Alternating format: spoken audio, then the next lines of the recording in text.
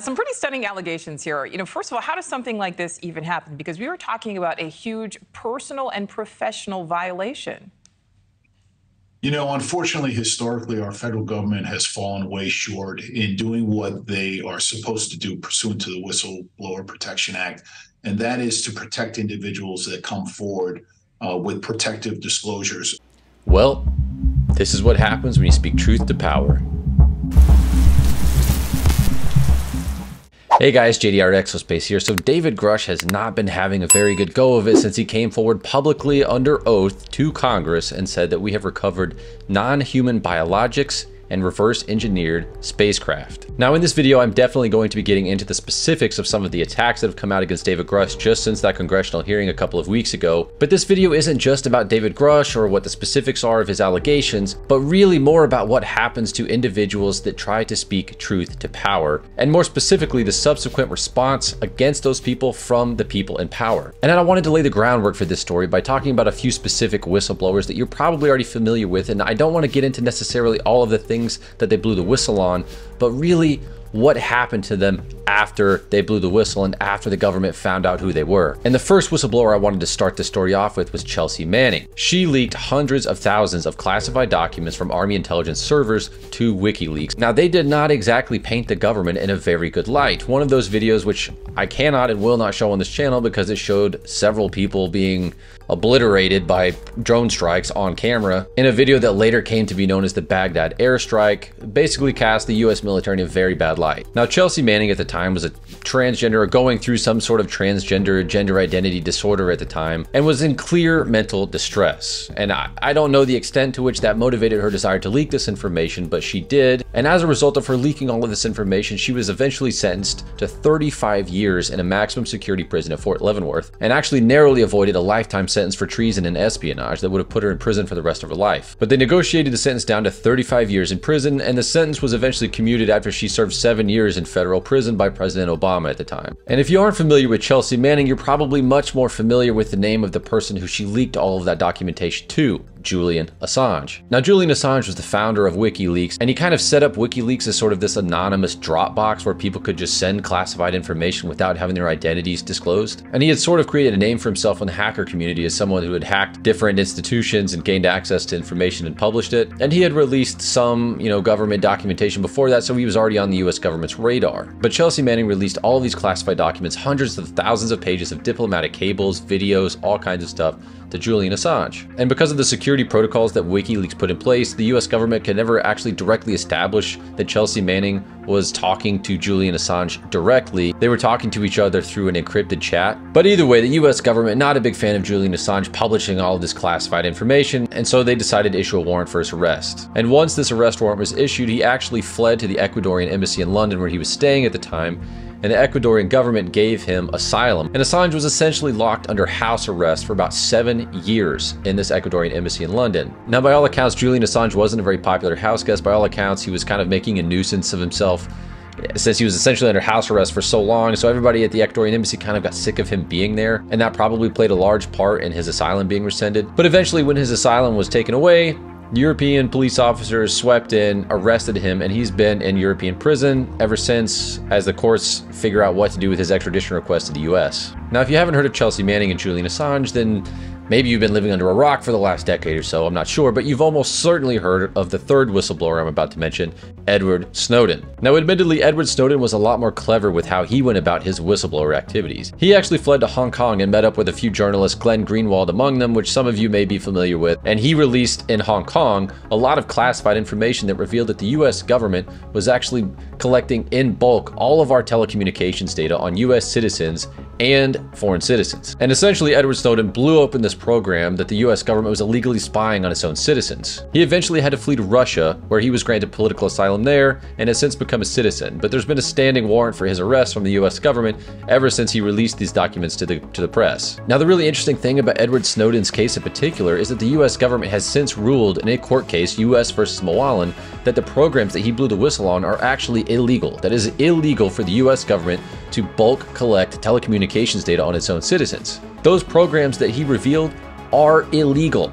and he still cannot return to his home country. Are you starting to see where I'm going with this? It doesn't tend to work out too well for people that blow the whistle on government programs, specifically when they are alleging that the US government is breaking the law and violating its constitutional duties and responsibilities to protect its own citizens. All right, now with that background, let's bring it back to David Grusch and present time. Now, in a nutshell, his allegations are that the US government, in coordination to some degree with private contracting companies, are operating black budget programs to recover non-human biologics and reverse engineered spacecraft. And not only that, but that these programs have committed murders to keep these programs a secret. They're using off-the-books, black budget programs to fund them, and they have secret technology that the rest of us just simply are not aware of, even the highest members of the US government. And all of these activities, if true, are highly illegal. So then it may come as no surprise that some of the people in the intelligence community where he's alleging these things are happening aren't such a huge fan of him coming forward and saying these things. And the first, which was pretty much an immediate response to the congressional hearings, was from the director of AARO. Now, Sean Kirkpatrick is a PhD physicist, and he's been brought in to lead the All-Domain Anomalous Research Office, or AARO, the group that's kind of responsible for figuring out what's going on with UFOs. Now, he released a letter shortly after the hearings, and what's kind of unusual about it is that he didn't do it through official channels.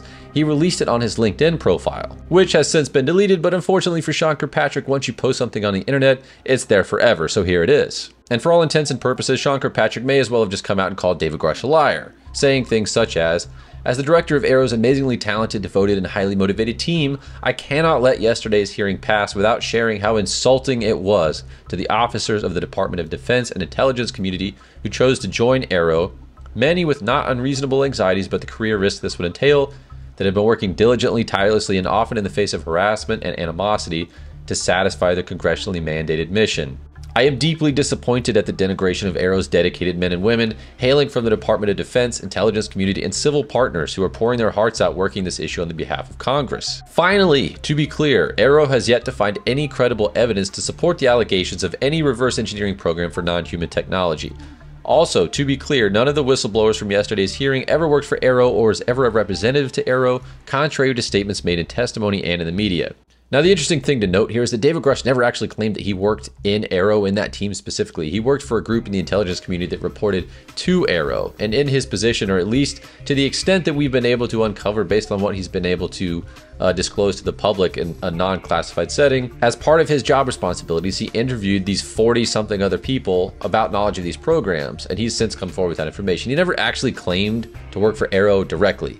So this seems almost like a deliberate misrepresentation of Grusch's claims. Another thing to note here is that the Inspector General of the intelligence community has already come out publicly and said that David Grusch's claims of what he's brought forward with his allegations and his claims of retaliation are founded. So then why would Sean Kirkpatrick be releasing a letter like this on his LinkedIn profile and taking these things so personally? Kind of odd. And the second thing I wanted to bring up here is that there is this attack that's kind of come out on David Grusch, and it's not even necessarily from the intel community. It's actually from just people on the internet that stumbled across his resume that was included as part of these House documents, as part of this congressional hearing. And in his resume, which is actually a pretty damn impressive resume if I do say so myself, but the thing that people are seizing on is this experience, his job experience, May 2023 to present, the Chief Operating Officer of the Soul Foundation, a 501c3 federally recognized nonprofit. When I was doing research, I tried to find any website of the Soul Foundation, and there's actually several Soul Foundations, but the one in question is actually a 501c3 regulated nonprofit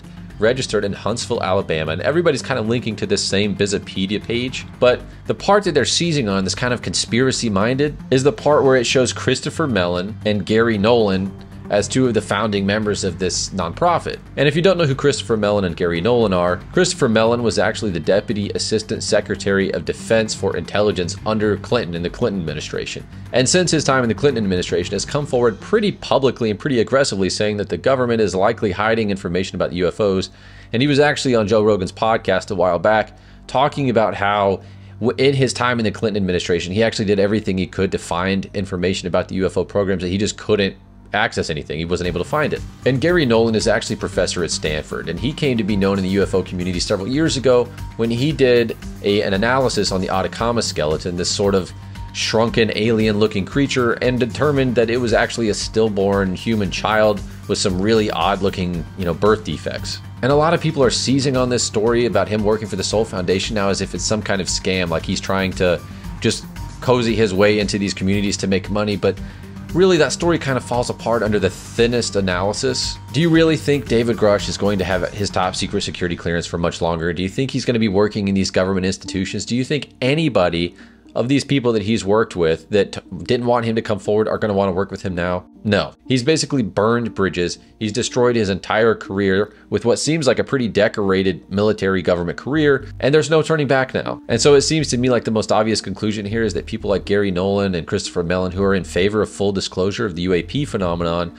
are actually just trying to help the guy pay his bills so that he can afford to blow the whistle on these programs and actually endure the hardships that he's going through right now by having his life completely blown open. And speaking of having his life blown open, that brings us to the latest attack against him that was written by Ken Klippenstein of The Intercept. And I'm trying to get better at just telling the story and not giving my opinion so much, but on this case, this journal article was just a complete and absolute smear job. UFO whistleblower kept security clearance after psychiatric detention. The star witness of Congress's UFO hearings, David Grusch, retained his clearance despite alleged substance abuse issues. And the journalist is quoting people in this article and talking about events that actually don't address any of the actual content of his whistleblower testimony, and really is just trying to paint this guy in as negative a light as possible. Police records obtained by The Intercept under the Virginia Freedom of Information Act reveal that on October 1st, 2018, Grusch was committed to a mental health facility based in part on a report that he made a suicidal statement after Grusch's wife told him he was an alcoholic and suggested that he get help. Husband asked complainant to kill him, a police incident report produced by the Loudoun County Sheriff's Office states. He is very angry, guns are locked up. The man could be violent very strong, the report notes, adding that he might be suffering from PTSD. Sometimes makes these threats when drunk, has never harmed himself. A separate police report dated October 13th, 2014 describes a similar incident, a 27-year-old male threatening suicide at a property that county records show was owned at the time by Grusch and his ex-wife. The journalist is quoting somebody who actually doesn't even know David Grusch, and he's saying things like, "I'd like to point out that finding a decorated veteran who believes all sorts of insane conspiracy theories is not remarkable," cracked Jack Murphy, a former Army Ranger turned journalist. "I know many, and some would love it if I wrote stories about George Soros, JFK, etc. The recent UFO hearing is an embarrassment to everyone involved," Stephen Aftergood, a longtime critic of government secrecy, told The Intercept. "It's a symptom of the broader degradation of congressional discourse. By providing a forum for preposterous claims and failing to challenge them, the House committee makes legitimate oversight more difficult." No other way to describe this article fairly and objectively other than a smear job. He's not actually addressing any of the content of what David Grusch claims in Congress under oath. He's just trying to dig up anybody that's willing to say anything negative about David Grusch and then present that as an alternative story. Now, I think the refreshing thing actually about this story now is that maybe it's because so many of these attacks were so sloppy, especially this Intercept article, that people, even other journalists, actually came to the defense of David Grusch, such as this clip on Breaking Points where Crystal Sager went in pretty hard on this guy Ken Klippenstein who wrote this article. The way that it's being read, and I have to be honest with you, I respect your work, but the assemblage of the facts here, it does kind of read as a smear job. You're basically like, he had a PTSD incident, or he says it's a PTSD incident. He had two alcoholics. You quote two people who basically say, he's full of it. You only quote one expert who says that the UFO hearing is a travesty. And I mean, one of the things that I really don't understand is how many conversations we had about Pentagon spinning us, but you're credulously citing the explanation, the 1990s explanation on Roswell, and credulously quoting like Susan Go, who's the Pentagon spokesperson, who said that he's full of it. I mean, why should we believe these people? Do you understand what I'm saying? The assemblage of the facts in your story, yes, taking is like, this guy's a liar. I think that's a good instinct. You don't want to side with the institutions, but I think you also don't want to reflexively oppose them. I'm not saying that you're doing that. I think that, I have that tendency too. And journalists holding other journalists accountable is actually a very rare thing to see in this day and age, but I love to see it when it happens. None of these attacks seem to actually be addressing the content of what he's saying, where he's alleging that all of these illegal programs exist. If you're actually in pursuit of the truth, then figure out how to prove or disprove what this guy is saying. And I think another reason in particular that this Intercept article fell flat is that they're using PTSD, which we have made a lot of progress on addressing, and we're still not there yet, but they're using PTSD to sort of weaponize that against him and attack his credibility because he's had issues with suicidal thoughts and he's seen people commit suicide themselves that he knew from his time in Afghanistan. I mean, these are awful allegations to make about someone. And I thought we were, as a society, kind of getting past that and helping these people get help, these veterans that come back. And to sort of use that against somebody is kind of disgraceful, really. But personal feelings aside, whenever I try to cover these stories, I'm always trying to look at it through the lens of incentives. namely, who has the incentives to tell the truth and who has the incentives to lie. And the reality is, when you think about it, almost no one ever has the incentive to tell you the truth. Government certainly doesn't have any incentive to tell you the truth. If government told you everything about what was out there and they told the public everything that was a problem, people would be either in a constant state of panic or they would be completely desensitized because there's a lot of stuff out there that's scary. So they have no incentive to tell you the truth. Someone like David Grusch has no incentive to tell you the truth either. As is clear by some of these attacks that have been levied against him, from his medical records being leaked to attacking his credibility and mental stability, he has no real incentive to come forward and destroy his own professional career. So he's only motivated to do this out of a sense of telling the truth and giving the truth to the American people and feeling an obligation to do that. But what's far more interesting to pursue through this lens of analysis is incentives to lie. And again, who has more incentive to lie to you?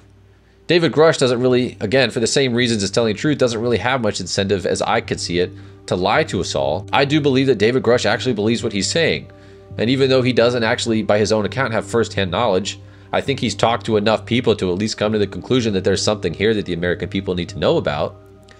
But what incentive is there to lie, really? However, when you direct that lens to black budget private contractors like Raytheon, Lockheed Martin, that might be involved in these programs, intelligence communities that, as I discussed in the earlier parts of this video, have already been proven to be engaged in illegal activity, the allegations that David Grusch is bringing forward are actually really serious. Murder, secret programs, illicit use of taxpayer funds, witness intimidation. I mean, these are all very serious claims. And if even 10% of what David Grusch says is true, I mean, take aliens completely out of it. Assume that non-human biologics, aliens, all of that is completely out of it. And only the part that he's alleging murder and illicit use of taxpayer funds and cover-up programs of reverse engineered programs of technology that we actually came up with. If just that part of his testimony is true, those are very serious allegations that, if true and if justice is performed the way that it should be, is going to result in a lot of people going to prison. So the intelligence communities and some people from within these agencies that are involved in these programs trying to use journalists to put articles out there that cast aspersions on David Grusch's credibility, that's not actually all that surprising when you look at it through that lens, is it? They're trying to avoid going to prison. They don't want the gravy train to stop. If they have to attack one man in order to do that, of course they're going to attack his credibility. We're all motivated by incentives. Some of us have different incentives. Money, power, influence, those are really powerful incentives. And people in positions of power that have those incentives, like these programs, if what David Grusch alleges is true, they're not really in a big hurry to release that grasp on power. And the one thing I'm worried about more than anything else is that these really important stories that we should all care about are going to get buried under other stories that don't matter. And that's all I have for you guys. If you haven't hit the subscribe button yet, please do so. Hit that like button, turn the notifications on so you know when I post new videos, and I will catch you guys on the next one.